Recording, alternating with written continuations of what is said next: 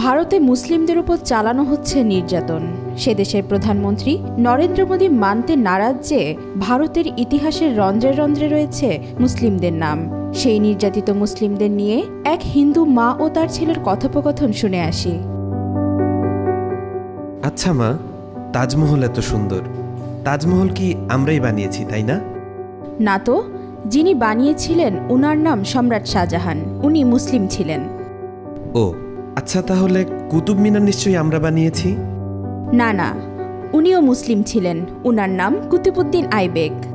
তাহলে লাল কেল্লা নিশ্চয়ই আমরা বানিয়েছি? না, ওটাও মুসলিম শাসকরা বানিয়েছিলেন। তাহলে পুরাতন কেল্লা আমরা বানিয়েছি? না, পুরাতন কেল্লাও মুসলিমরা বানিয়েছে। তাহলে চারমিনার নিশ্চয়ই আমরা বানিয়েছি? না, চারমিনারও মুসলিম শাসকরা বানিয়েছে। মা, আমি শুনেছি ভারতের সবচেয়ে বড় ও পুরাতন রোড গ্র্যান্ড ট্রাঙ্ক প্রায় 3000 কিলোমিটার পর্যন্ত বিস্তৃত, সেটা তো আমরা বানিয়েছি।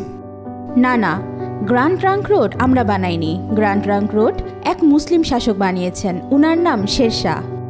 আচ্ছা, তাহলে হাজারদুয়ারি প্যাসেজ নিশ্চয়ই আমরা বানিয়েছি? না বেটা, এটাও মুসলিম শাসকরা বানিয়েছে। আচ্ছা, তাহলে মুঘল সাম্রাজ্য আমাদের ছিল তাই না? না, মুঘল সাম্রাজ্য মুসলিমদের সাম্রাজ্য ছিল।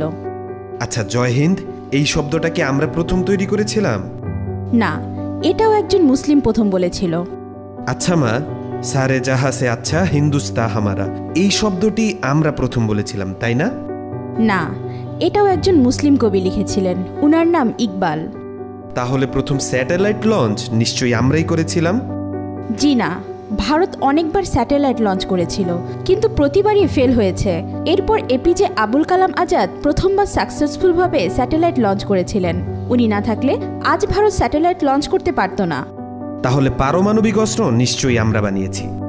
না না, পারমাণবিক অস্ত্র একজন মুসলিম আবিষ্কার করেছে, উনার নাম এপিজে আবুল কালাম আজাদ।